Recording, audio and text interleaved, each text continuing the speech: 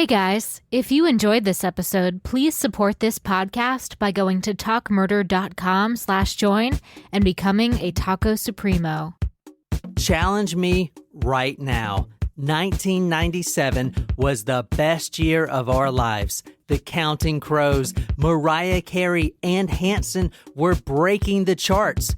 An unknown author publishes her first novel, something about a sorcerer's stone. We just cloned a sheep. Why? Who cares? The comet hell bop dippy dop dop doo wop soars over our heads as the price of Kool-Aid stock reaches new highs. Mike Tyson tries a human ear. Both PlayStation 1 and Nintendo 64 launches, and as kids were at home playing with bananas in pajamas, so was our president Bill Clinton in his Oval Office. I mean, glorious year, right? That's wonderful, John, but while you were busy celebrating, a 52-year-old attorney from Massachusetts was desperately searching for his wife of 5 months. They were attending a pharmacy conference in Philadelphia, and when she didn't show up for her continental breakfast, Judy Smith became one of the missing.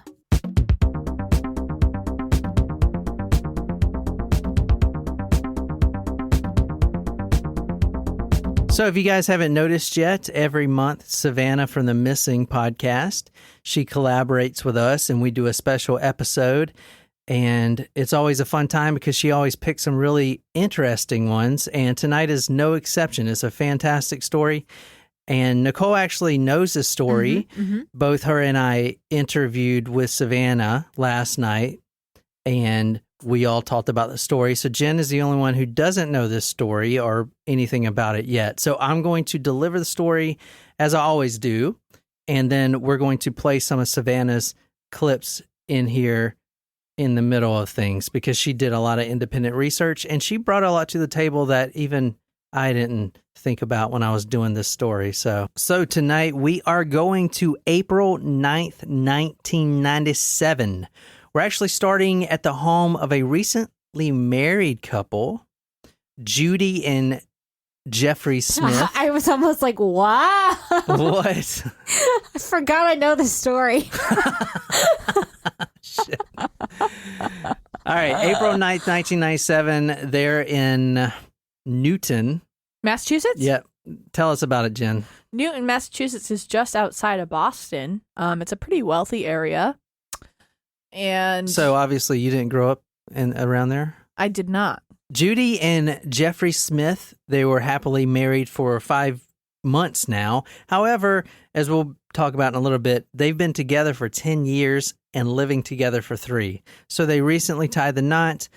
And even before this, Judy has been accompanying her husband, Jeffrey, at multiple conferences around the world. A few of them were actually on cruises and everything else. What kind of business is he in? He is a prominent attorney. Okay. But he attends these pharmacy conferences. I guess what he does is he's an attorney for the pharmaceutical companies. Okay. And For like things medical like that. malpractice maybe? Or I don't know.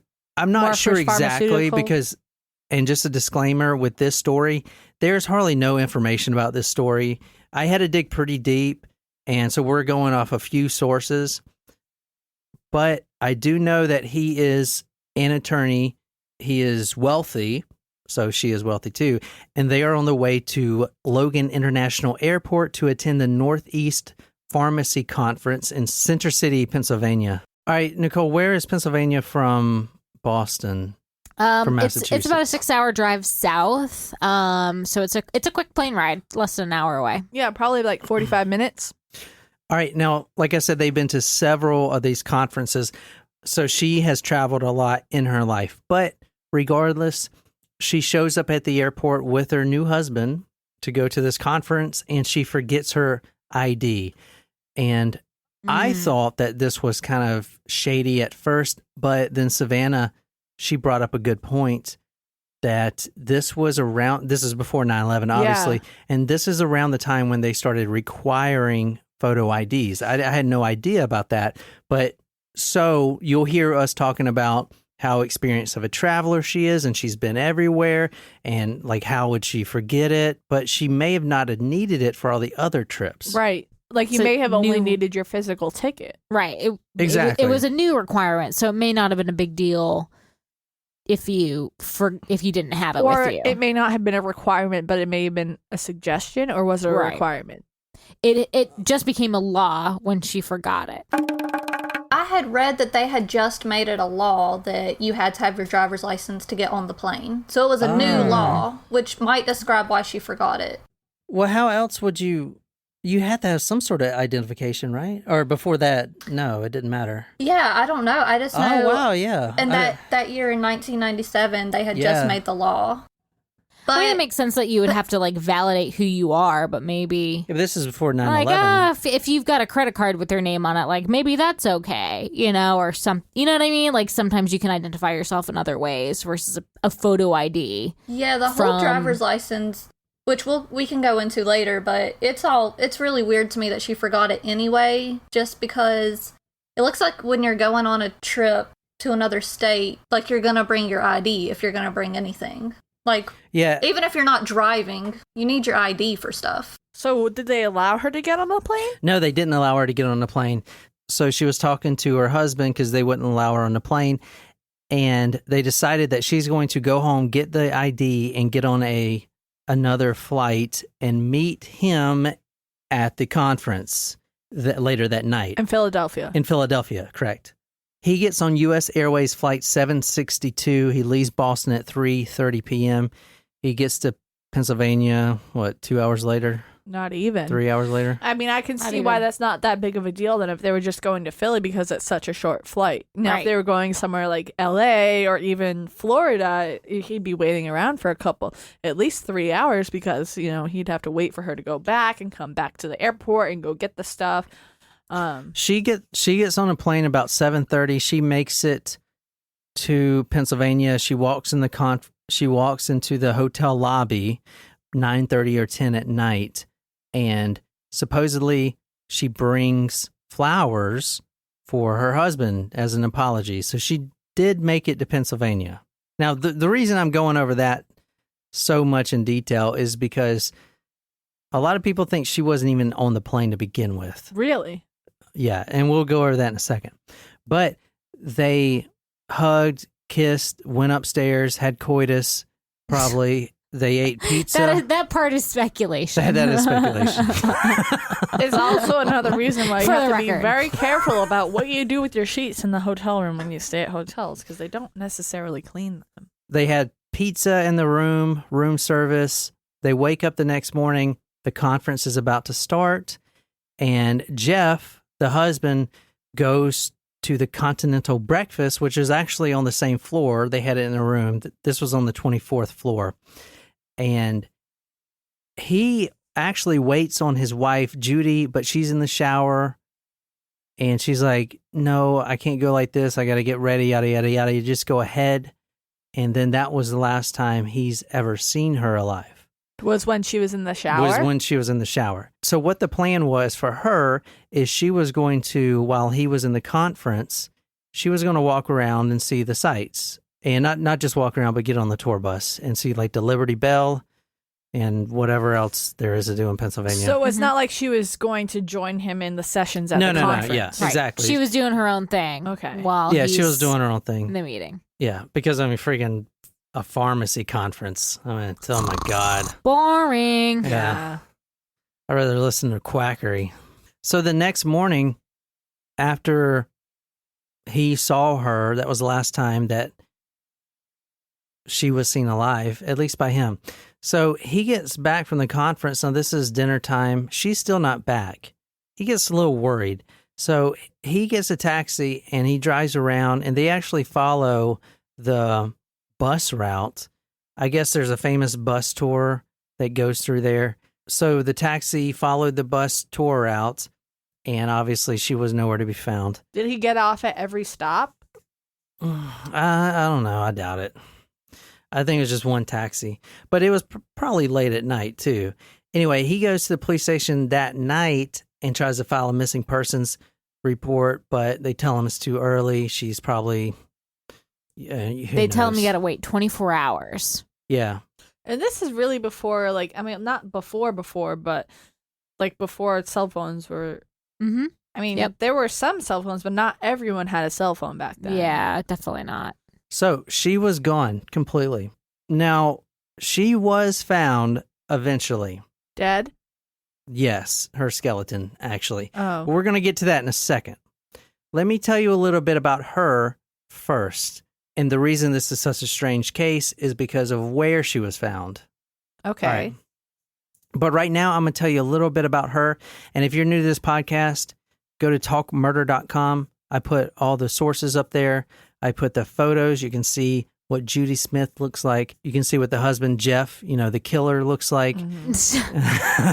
You can see everything. No. on that. I just said it like I agreed with it. Yeah, totally. I mean, I wasn't. I mean, I was paying attention, but I just I don't know. I just went along with it. Then never mind. So go to talkmurder.com to see all those photos.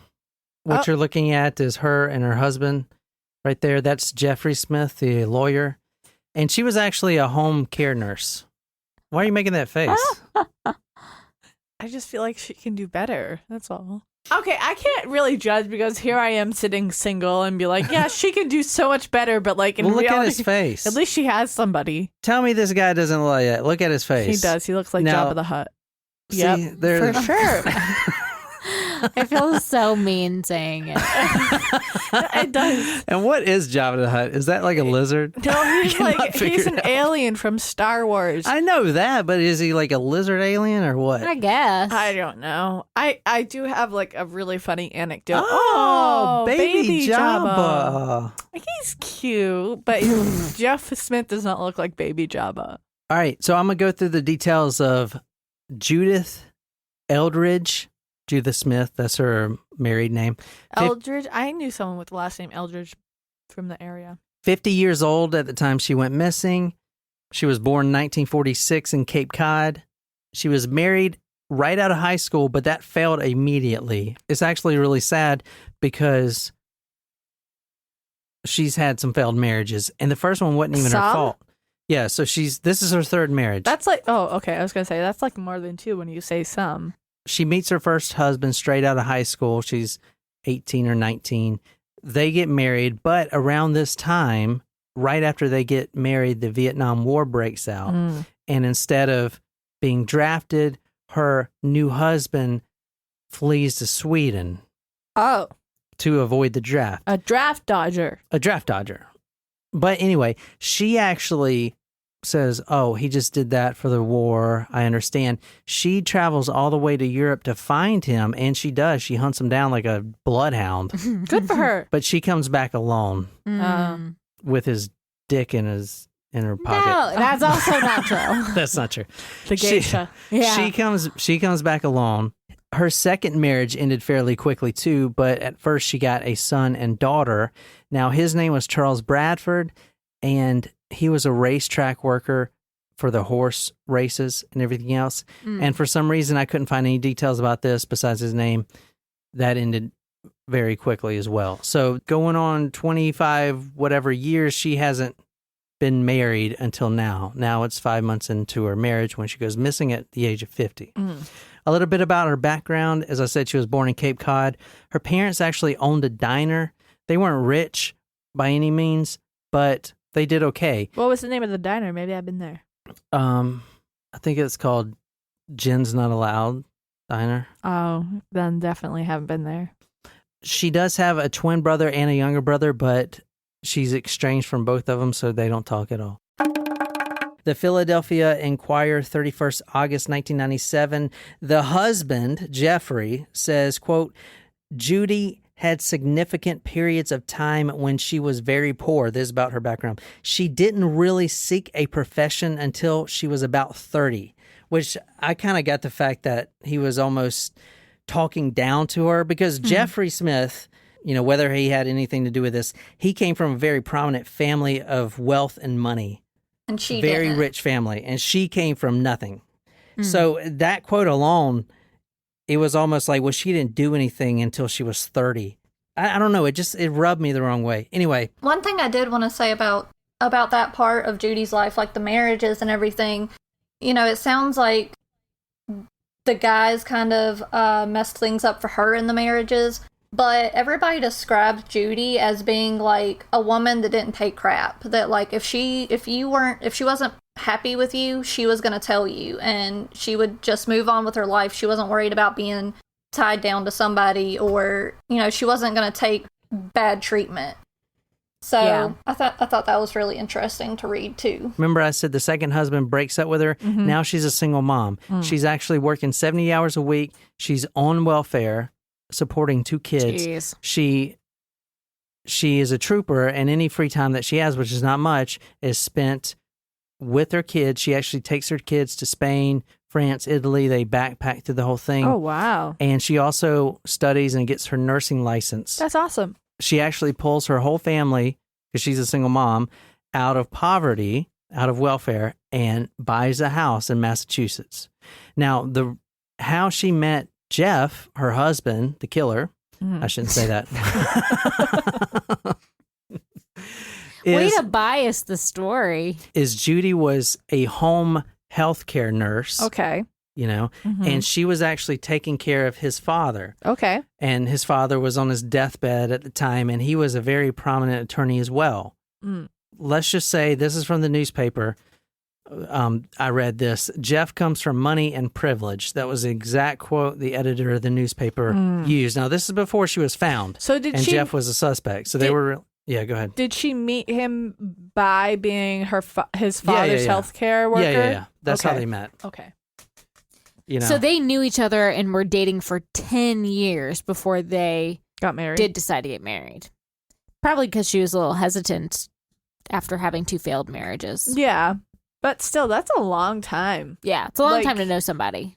If you like, then you got to put a ring on it. Yeah. Well, Well, something better may come along. You don't want to rush into things. Yeah. That's why all my marriages have failed. No, you got to do the mom test. You got to see what the mom looks like. If the mom is still hot, then you're good to go.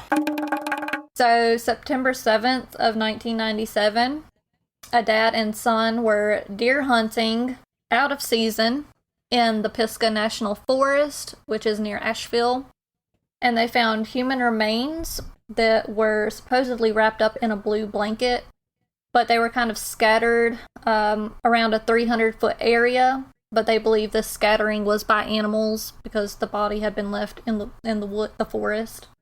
But there was a shallow grave in the center, and the skeleton was partially buried, but it was still dressed. This was near the Stony Fork picnic area, which is near Chestnut Creek, and it's 9 miles from Asheville. So how were they able to identify that it was actually her? Well, the medical examiner looked at the bones and determined that it was a white female between 40 and 55 years old. She had extensive dental work done, and she had severe arthritis in her left knee. She had cutting marks on her ribs, and her bra had cuts and punctures on it, like like a knife. And the medical examiner ruled it a fatal stabbing and a homicide. So an ER doctor in Franklin, North Carolina, saw an article about this body that was found in the local newspaper, and he remembered getting one of those flyers from Jeff's private investigators at his hospital. So he reached out, and the dental records confirmed that it was Judy by the end of September. And from Philadelphia to this area in the Pisgah National Forest, it was like 600 miles. And if she drove it, it would have been a 10-hour drive. So basically 6 months later, after she goes missing, 2 hunters hunting off season in the Pisgah National Forest, which is up there near Asheville, which is a beautiful city. Mm-hmm. They were up there hunting. They find a shallow grave. They find some bones, and they find some stuff that's buried, like a backpack and everything else. The medical examiner eventually identified the bones as Judy Smith from Pennsylvania that went missing. All the way in North Carolina, up a hiking trail. Now, to get up on that trail, because I know what you're thinking, well, the killer dumped her body up there. You have to hike up there. So if the killer The killer could not drag her up there. Right. It's up a Not freaking easily. mountain. Yeah. Right. Plus, the victim was wearing hiking clothes at the time. Really? Yeah. So she must have been with someone that she trusted in order to hike up a mountain. Here's the question about this case and what makes it so strange. How did Judy Smith go missing in Pennsylvania, and 6 months later her bones are found in a national forest in North Carolina, over 600 miles away, wearing hiking clothes, and found by two hunters? That's what's really strange about this case, obviously. Yeah, I mean, that is strange considering that, she was, you said she was confirmed to go into the hotel in Pennsylvania. Like, she was in Pennsylvania for sure. I don't know for sure. Here's a few things that we do know. Mm-hmm. If you want to tell us, Nicole. Well, we do know that the ticket was used. So she got on the 7:30 flight out of Boston, since she didn't get on the earlier flight. And so apparently, and I don't know how you can prove this today now, being so long after, but they did validate that her ticket was used. But the weird thing is that nobody on the flight, well, it's not necessarily weird. Nobody remembers her. Nobody remembers seeing her. Now, there was an eyewitness account from somebody at the hotel that claims that they remember the flower situation. Like, she arrived with flowers and gave them to her husband. But John, didn't we talk last night that was a misremembrance? So maybe she did get on a flight to Pennsylvania. I mean, well, she did because it said it was validated, but maybe it was just a layover. Maybe he didn't go to that conference. Maybe they were taking a trip to North Carolina, to Charlotte, because Pennsylvania is a common layover spot. No, he was there. guaranteed He was at in the the conference conference. because he talked to the city mayor and the senators there at the conference. It was a big thing, and plus he was a speaker. He was definitely at the conference. So he talked to Mayor Menino then. But nobody. No, he talked to the mayor of Philadelphia. But nobody knows. I forget that we're going from Boston to Philadelphia. The registration clerk, the one with the flowers that you said at the DoubleTree, her name was Stacy Vuong. She tells police that she sees someone that looked like Judy Smith. This is why I don't like witness statements. Yeah. That Wednesday night, she said she thought she saw Jeff give Judy flowers. This is directly from the newspaper. That's what she says. Now, Vuong, in an interview for the article here from the Philadelphia Inquirer, said that she actually gave Judy Smith a room key that night, or someone that had identification for her. But she saw Judy Smith again the next morning in the lobby, but when she rechecked her schedule, she realized that she had not worked that morning and could not have seen her at all. Whoa. Yeah, and that's the crazy thing with eyewitness testimony is that... And I want to say this article right here, the detective James Sweeney, who was the head of the case, he doesn't even think she showed up to Philadelphia. You can definitely tell he is really suspicious. He says, quote, "There are many strange coincidences. You don't know what to think. She didn't get on the plane with him. They meet in the lobby. They go to breakfast separately, and she doesn't have much female stuff in the hotel room. The only thing that was in the hotel room was a bag of pink curlers found in the bathroom sink. There was no makeup, hairbrushes, cosmetics. There were some women's clothes, but not much. It wasn't like, Nicole's going to a hotel." Yeah, that was one thing I was going to bring up, was that the clothes, like, she didn't bring cosmetics like you said, but her daughter said that was typical. I guess maybe she didn't wear makeup a lot, or she didn't bring it on trips with her. It's weird to me, but the daughter said that she didn't typically bring it. But when they did search the hotel room, Judy's clothes hadn't been worn. She took her shower and would have had to put yesterday's clothes back on. I remember the daughter saying that was not atypical of her mom either. Like, Yeah. she would wear, not pack very lightly for trips and wear the same clothes. And one big factor as far as the eyewitness testimonies is that Judy always had a red backpack that she wore. So you'll see in a lot of the eyewitness testimonies through this case, people remembering this red backpack. But it's on topic, but have you guys ever watched that show Brain Games? Yeah. It's a show that used to come on the Discovery Channel. And there's I think we saw a couple on Netflix. I think there's put some actually on there. one episode on eyewitness testimony where they do this scene in this crowd where this guy takes something from somebody else, and then they ask everybody that was around what they saw and who they think did it. And everybody saw something different. They couldn't remember anything the same. And it's really interesting if you read about it. And if people know, there's a red backpack, suddenly they see a red backpack. That's what I'm saying. Yeah. I say that on every episode, that you can't trust it. Because as soon as, like Kanika Jenkins, the woman in the girl in the freezer, as soon as she dies and she's found in the freezer, everyone's like, wow, she was acting so strange last night. Yeah. But if that didn't happen at all, they would think none the wiser. No one would think that. But now you're like, whoa, yeah, she did say something weird. It's like, Yeah, and then when you're like hyper focused on it now. Yeah, and then when the police go around showing you a picture of somebody and asking you if you've seen them, all of a sudden you've seen that person somewhere and you have some memory, but it might not even, the person you saw might not even look like the person in the picture. Yeah. Right, your brain can play games on you like that. Oh, and the other weird thing, which, I mean, it's gone both ways, was about her belongings. So people have commented that she did not have a lot of female belongings in the hotel room. And so was she even there? So there were some clothes that were not worn, but there was no like makeup. They found curlers, but some are saying, that's more evidence that she wasn't even there. Like the husband just brought a couple things. But the daughter said, well, that's actually not uncommon for her mom to either travel lightly or not bring makeup. Like she put on the same clothes that she wore on her flight to go sightseeing. Yeah. Okay. Basically, So but her daughter attested that that would not be out of the ordinary. So for if her it was mom. a short trip, she would have probably only brought like pajamas and a change of underwear or something. Yeah. Right.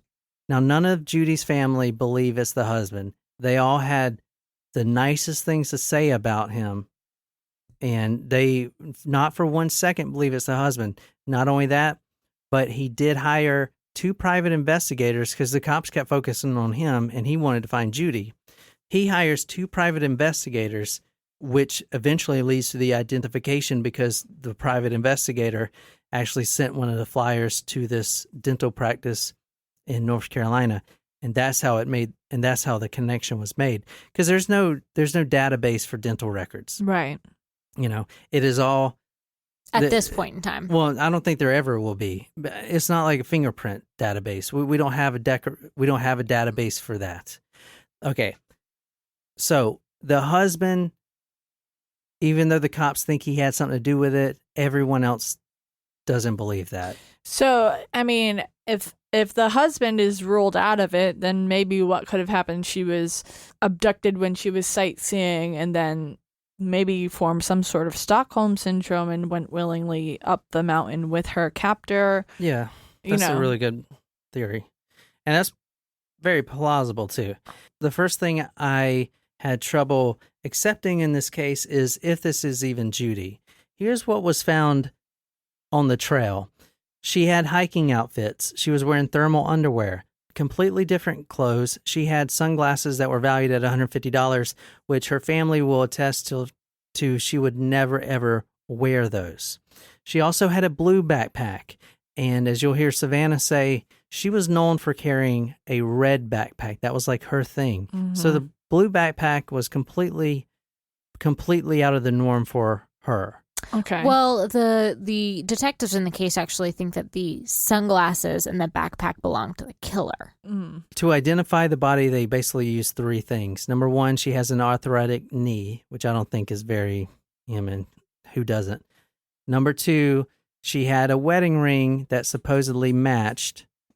I don't know. I don't know much about wedding rings. Savannah and I got into much debate with you last night about this. If it was just a band, we get it. But it was she was wearing the diamond ring. And what are the odds that both the dental record and a diamond ring don't match? You know what I mean? Like, it's the same. The daughter cannot easily identify that, you know? This is where, like, I first stopped on the case, and I believe it's possible that that's not her at all. I read that theory too. Because, all right, here's how they identified her. Number one, she has arthritis in her left knee. Okay, so do I. Boom. All right. Number two, they identified her through her dental records because she was a skeleton. Yeah. And the teeth are the last thing to go when it starts decomposing. So she had dental work. I have found nowhere that I've researched this for like an hour straight. I could not find a definite answer on how accurate that is. I know it's not 100% accurate. A fingerprint is different because everyone has a very unique signature. Dental work is not as efficient because first they determine this, the shape of your teeth, and they can determine from that what sex you are, male or female. So as a woman, a white woman, and even roughly the age. Then they look at the structure of the teeth, and if they, because maybe they have an overbite or something that's very prominent. But a lot of people have those things. Yeah. And I know it's a minuscule chance that, it is not her or whatever, but I'm trying to say that is not 100% accurate. There's not, what I'm saying? It's not DNA sperm or anything. It's not 100% accurate. It's a judge of, wow, this teeth does look just like what her records show. You know what I'm saying? But a lot of people have that. Or it can be a match, but it could match someone else's. It could match someone else. It's not 100% accurate. Plus, those bones were decaying. I had never thought about that theory until I was re-looking at this case, and that was brought up, was that it might not have been her. From what you read, Savannah, what was that justification? Like, what were they going the same route as the dental records and stuff too? They believed the same thing, but I think... And another thing that might go in that direction as far as it not being her is that basically everything she was wearing didn't match what they thought Judy would have had. What about the wedding ring? Yeah, the wedding ring. And, the wedding... But to me, it's the wedding ring and the money. When they found her, she was wearing jeans, thermal underwear, and hiking boots. She didn't have a wallet or ID. And she had a blue and black backpack instead of this red backpack she always had. And the backpack had winter clothes in it and $80 in cash. But nearby, they found a t-shirt that was buried, and it had $87 in the pocket, which is a total of $167. And Judy was thought to have had $200 when she disappeared. Thought to have had. Yeah, thought to have had based on That's just like Jeff's. The witness testimony. It's like, yeah, I'm pretty sure she had $200. I discount that 100% from the start. That, the wedding ring, that is a little more hard. That is harder for me to discount. But if she goes missing and her ring is found, is this her ring? You don't know what her ring looks like? It's... There are so many... People have so many different types of wedding bands. I was about to say, though... But it wasn't engraved or anything. The combination of... I was about to say, was this But he ring... is a guy. He does not know. The daughter would have been able to identify Yes. it. And do we know if this ring was just like a gold wedding band that everybody has? Or was it like a diamond? It was a diamond. It was a diamond. I would like to know that, too. It was a diamond. But it doesn't have to be hers. It could have been someone else's that had the idea. I'm devil's advocate. I'm saying it is possible that is not even her body up there. I would say the odds... But that's a very slim chance. But it's still a chance. I mean, that would still be a chance. Because she was not wearing the same clothes at all. She didn't have the same backpack. Plus, she's wearing hiking gear. She had to hike up the mountain.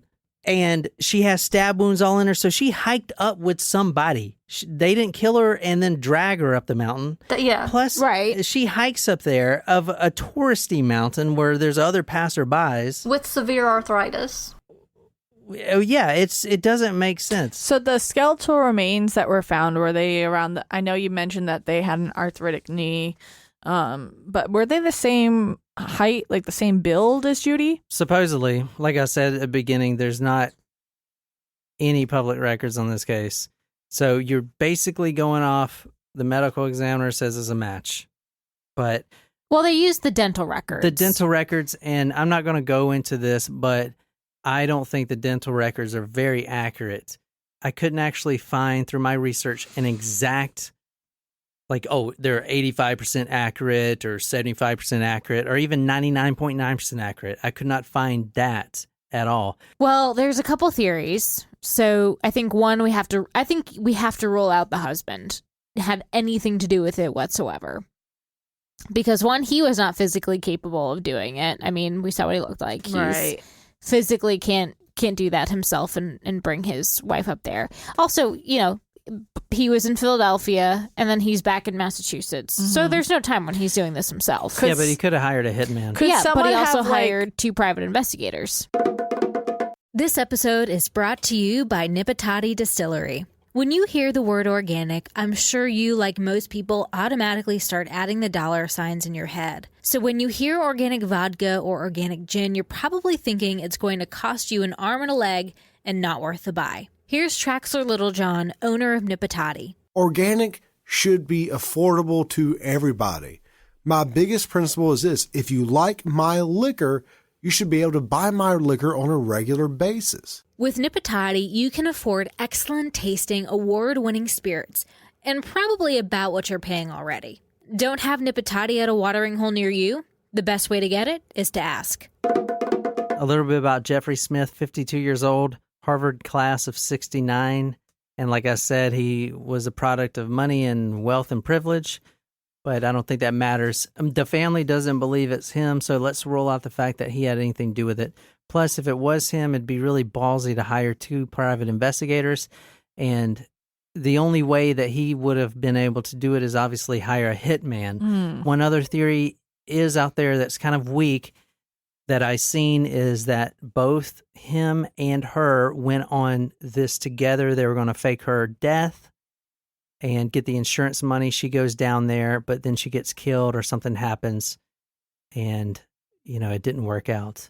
She actually gets killed, instead of them plotting it, and then not getting killed. That's a little out there. Yeah, it is really out there. So if the husband didn't do it and we assume that he didn't hire hitman, let's move on from there. There is one thing I do need to say. You'll see in some reports that he refused a lie detector test. You got to keep in mind that he is an attorney, and as Savannah and Nicole and I talked about it yesterday, I call them polygraph tests, and I believe that's what everyone should call them because lie detector test puts a negative connotation on it. Plus, lie detector tests are known to be super inaccurate. Mm-hmm. You can have killers that pass them, and now they look innocent. You can have innocent people that fail them, and now they look guilty. But one interesting thing is that Jeffrey refused to take a lie detector test unless it was given by the FBI, and the cops found that suspicious. But he was a lawyer. I interpreted that to be, I felt like the police were trying to say, like, oh, he refused. But what I got from that was he requested because he felt like he wasn't being taken seriously by the Philadelphia police. Yeah. To have the FBI do it instead. And that if he allowed them to take the FBI to take the polygraph, and when he was cleared, or when he, was sure that he wasn't lying, he wanted the Philadelphia police to ask the FBI to interfere with the case and take it over.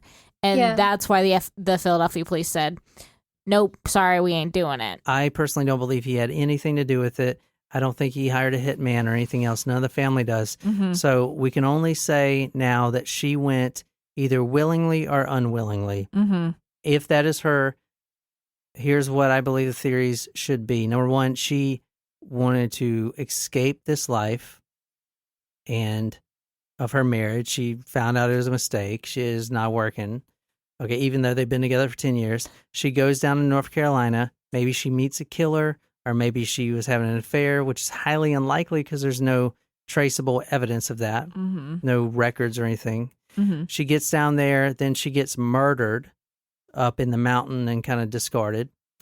Number 2, like you said earlier, she was abducted from Philadelphia and driven all the way to North Carolina, developed some sort of Stockholm syndrome, willingly climbed up the mountain, which detectives believe she actually walked up the mountain herself. If you look at the map, you can see that it is a walk. Even if it's a little bit up the mountain, still carrying dead weight body. And Judy was a bigger woman, so carrying her up the mountain is a chore, right? So no one believes that she did not walk up willingly up the mountain, if that's even her. So either Stockholm syndrome, or maybe she was having an affair with a serial killer that she didn't know. There was also a serial killer that was working in the area at the time. That is a theory I'm throwing out there. There is another big theory we haven't talked about yet. All right, go on. The serial killer theory. Oh, let me guess. Israel Keys. He kills everybody. No. Well, that was mentioned, but he didn't start until later. So they don't think. No, this serial killer, and I usually don't believe this theory, especially since she was just out in the forest. I don't think it's usually plausible. But this was a guy named Gary Michael Hilton. And he was killing in the Appalachian Mountains in 2000. But one of his victims, I didn't believe this until I read this part. One of the victims he was tied to, that he did kill, was tied to a tree near where Judy was found. So when was this? I think it was 2 years before. Yeah, it was sometime in the 2000. I think it's definitely plausible. I mean, she was killed by somebody. They weren't self-inflicted wounds. Team Savannah and myself think it's definitely her in the Asheville mountains. I don't know if I believe that theory, but I mean, it's possible. It could have been him, or I mean, she was murdered by somebody. I think it's possible that it could have been this guy. Well, it could have been a hitman. Yeah, that's been brought up too. But I don't think you would hire 2 private investigators if you had something to do with it. Agreed. Yeah, but if you knew that, it was solid and they're not going to find anything anyway. Yeah, but you would have had to have communication with whoever did this. If he hired somebody, there would have to be a trail of that. And not only that, but I mean, you're with her for 10 years, you get married, and now you want to kill her? You should have killed her. Doesn't add up. I mean, doesn't add up. It's hard to imagine that she would have just up and left her husband. We talked about this last night. They were together. But Savannah made a really good point. She, when you're together for so long, and once you get married, it's not like anything really changed. She brought up the fact that she and her husband they got married after only knowing each other for 2 years, versus John and I were 4, and I don't think they had really lived together beforehand. So they had a honeymoon phase. And she said, well, what about for you guys? Is it just the same? Is it different? And they're like, no, it's really the same. And she said, exactly. I think that's, for people to say, oh, the honeymoon phase was over and that's maybe triggered her unhappiness, doesn't really seem like a valid argument. They kind of knew what they were getting into. They'd been together for so long. So it still seems very strange that she would up and leave. But maybe because she had been divorced twice before, she's thinking, well, I don't want to get another divorce. So Right. I just need some time to think. Well, what was her relationship like with her kids? the kids were both adults at the time. Right. I think she was very close with her daughter. And her son. Yeah. They were all very close. She was a very good mother. In fact, in one of the newspapers I read, the daughter, after she was missing and before she was found, it was 3 months later, said she kept having this recurring dream where the daughter had the dream of her being married, the daughter being married, and then her mother just showing up at the wedding after she's been missing. You know what I'm saying? It's oh, here I am. I ran away, but I wanted to see your wedding. Mm-hmm. You know, so they were really close, you could tell. And the daughter also appears on Unsolved Mysteries on this case, and you can tell she's very heartbroken about this. Mm. I think we'd be remiss to not mention that there were supposed sightings of Judy, including one that has a little bit more weight than others.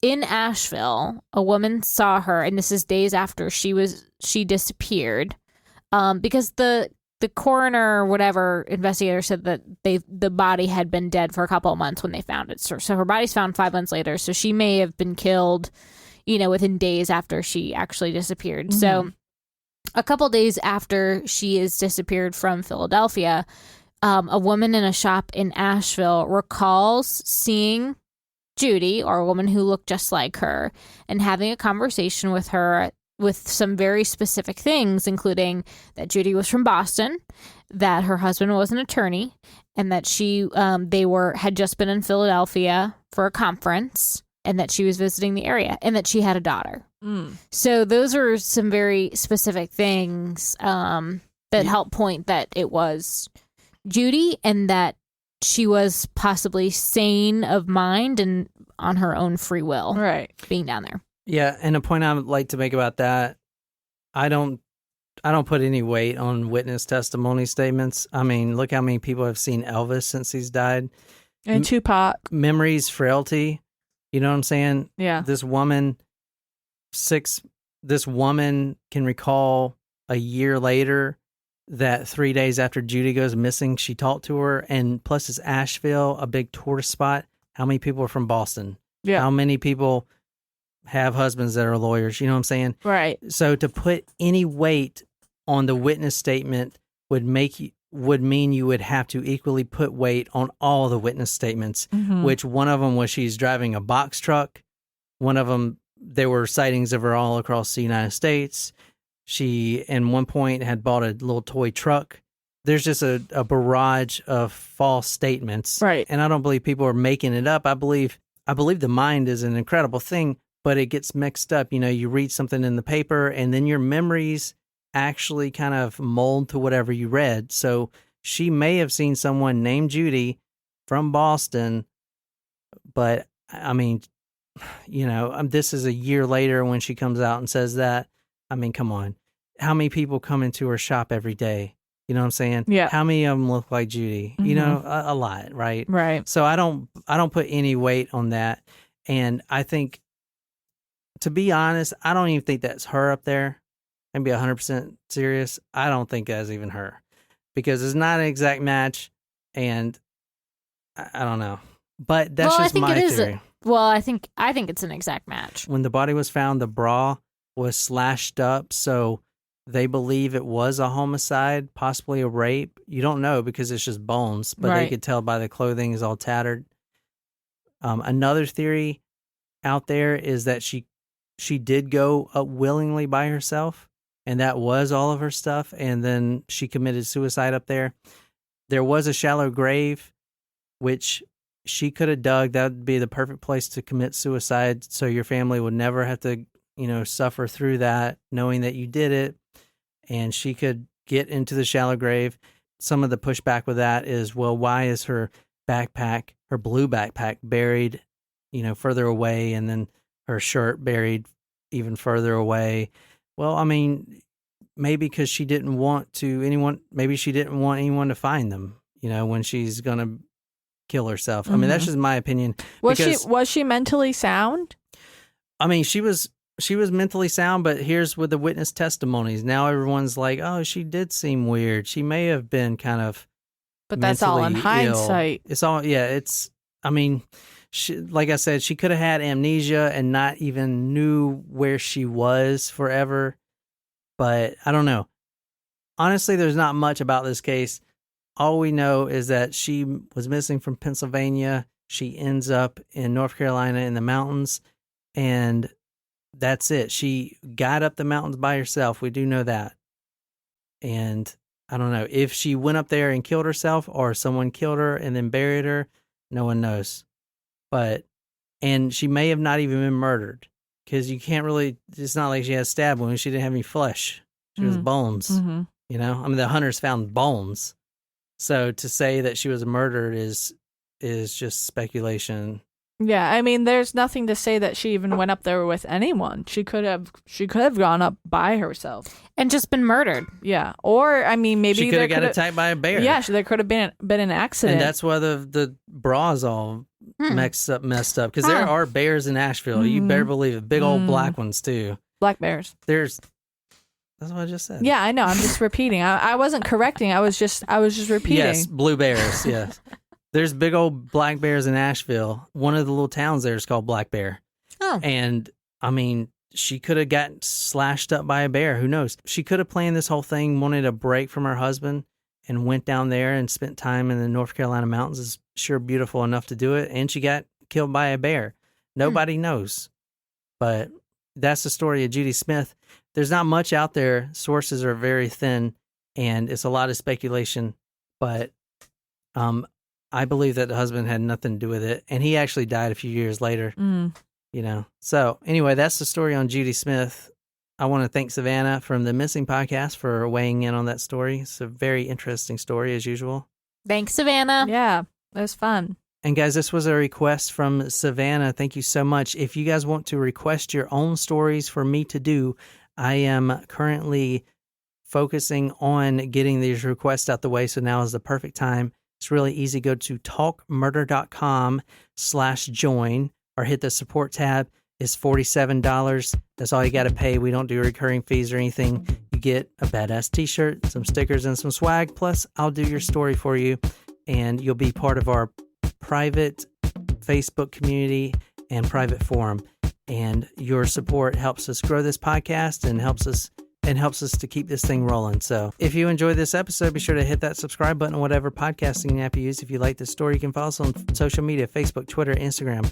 If you're absolutely obsessed with this podcast and want to become our Black Bear, go to talkmurder.com/join. Become a Talkos Primo, get a badass t-shirt, sticker, swag, a lot of love, shout it out all over the place. Tell me what story you want me to do. I'll research it dedicated to you on the Talk Murder Me podcast.